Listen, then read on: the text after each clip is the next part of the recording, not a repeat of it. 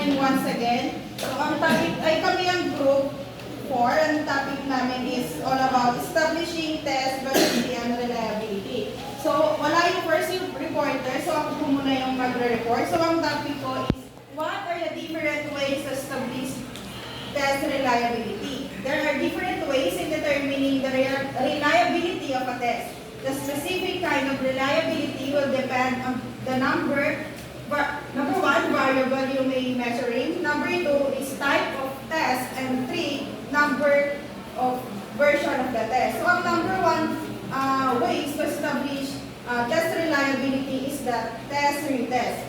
So how is test reliability done?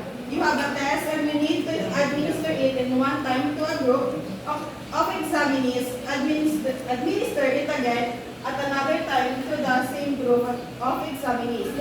There is an interval of not more than 6 months between first and second administration of tests that measures stable characteristics such as standardized aptitude test. The post-test can be given with a minimum time interval of 30 minutes. The response in the should more or less be the same across the two types in the time. So dito sa test and retest, so sa pangalan nila lang din tayo mag-base. So ang ginagawa sa method na ito ay pinapatest sa parehong sample test. Ng test takers, isang test usually may ilang weeks bago or months na interval sa unang test at sa test kapag correlated na yung scores ng mga sample test, ng dalawang test, ibig sabihin is may chance na reliable yung test. So, ano nga ba yung balikin ko muna kung ano nga ba yung reliable kasi hindi ako yung report. So ang reliable is yung accurate na pagkakakuha ng mga scores ng mga students. So dito, ang mangyayari is magkakaroon ng dalawang test. Ito yung unang test at saka ito yung retest. Subalit dito sa test and retest, may mga interval naman bago ipa-retest ulit yung test.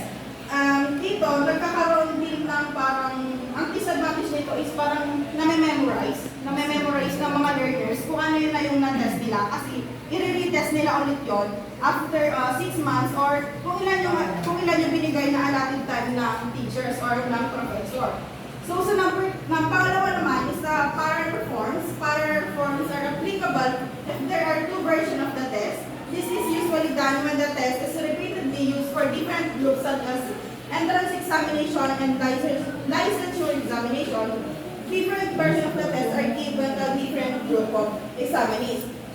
Sa parallel form naman, ito yung magbibigay yung instructor or teacher ng one-to-one question. Yung parang ginagawa sa atin, magkaiba lang ng konti yung presentation ng test na yun. Nag-gets ba? Opo. Tapos, ang ginagawa tong ways na to, para ma-avoid yung memorize yung mga test. Katulad ng retest, hindi katulad dito. Pero ang disadvantage naman nito is time consuming siya, tapos time consuming siya kasi yung napakaraming kasi one-to-one pati magbibigay pa ng test na yung one-to-one, pagbibigay pa ng one-to-one na copy yung teacher. Yun yung parallel forms. Ang pangatlo naman is na split up reliability. Administer a test to a group of examinees that the items need to be split into half, usually using the odd-even technique. In this technique, get the sum of the points in the odd number items and correlate it with the sum of points of the even number items. Each examinees will have two scores coming from the same test. The scores on each set should be close to the consistent. So dito naman sa split half, mahati yung test paper sa mahati yung test paper sa dalawang question. Ang una dito is the add numbers. So may dalawang way na ginagamit dito sa split half. So yung unang way is the add numbers, and sa pangalawa naman is the even number. So ang mangyari nito is pagsasamahin yung scores ng dalawang exam ay ng exam na yon. Tapos ang mangyayari is ipaghalo nila yung scores, and kapag magkaugnay yung scores ng dalawang test na yun, ibig sabihin may chance na reliable yung test na ginawa nila. Yes, naintindihan ko ba? Tapos naman sa number 4, test of interval consistent using Richardson and Cornbank alpha method. This procedure involves determining if the score of each item and consistently answered by examinees after administering the test to a group examination. It is necessary to determine the scores for each item. The idea here is to see if the responses for items are consistent with each other. So dito naman sa number 4 is yung gumagamit ng method na kung saan is, kung alam niyo yung mga sa exam yung strongly disagree, agree gano'n. Dito na bumabasok yung test of interval consistency. Na kung saan tinitest doon kung talagang ang bawat item is naiintindihan ng mga learners kung talagang tinitignan ng teachers kung naiintindihan talaga ng learners yung mga nakapaloob sa test na yon.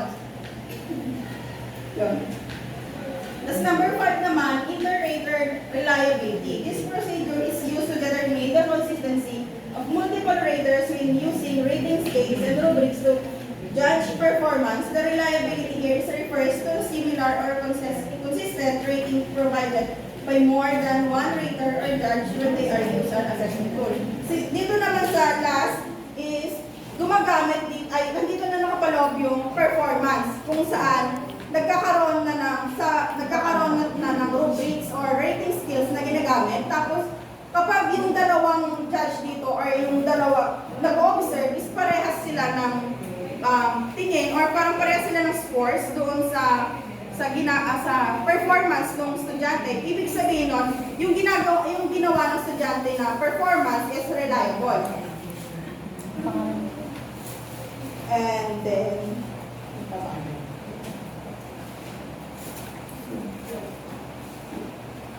basta dito sa number 5 is gumagamit dito ng performance. And meron din silang rubrics na sinusunod. Any question so far? Sino may tanong? O sige, ako magtatanong. Uy, pasok. Next reporter. So, good morning everyone. Ako yung third reporter for today. So, ang topic nga namin is establishing test validity and reliability. So, yun nga di-discuss ni Grace Ling yung mga ways kung paano mag-conduct ng test validity and reliability. So, dito naman sa akin, sa report ko is, you will notice that yun nga sa report ni Grace Lynn, dito dinidetermine natin yung reliability ng mga test. So dito meron tayong linear regression na kung saan ginagamit sa test validity. So dito sa linear regression is demonstrated when you have two variables that are measured, such as two sets of score in a test taken at two different times by the same participants. So sabi sa linear regression daw dito, makikita natin merong dalawang set of variables na kung saan sinusukat. So itong variables na to sa linear regression is ginagamitan na ng statistical tool. So means yun nga susukatin. So dito sa linear regression, when the two scores are plotted in a graph, x and y axis, they tend to form a straight line.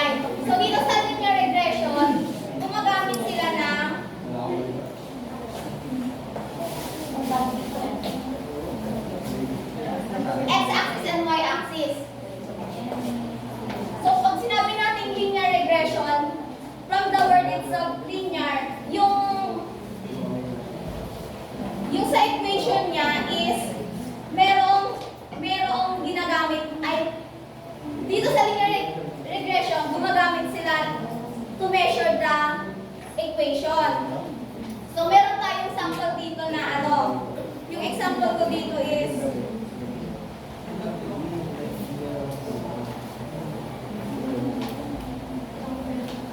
ay, babasahin ko muna yung example. So, sa linear regression, merong example dito na a teacher desire to know whether the typing speed of a comp-sci student is related to the time. Given the speed of a student and its corresponding time it will take for him to learn the word processing program, predict the time it will take the average student who was typing of 72 words per minute to learn the word processing program. So dito sa question niya is, dinidetermine daw kung ilang minute yung kaya ng student to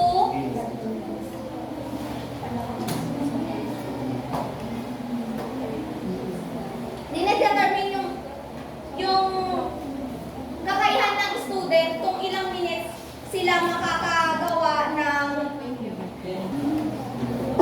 typing speed sa pag-create ng isang word. So dito meron, ang example na lang dito is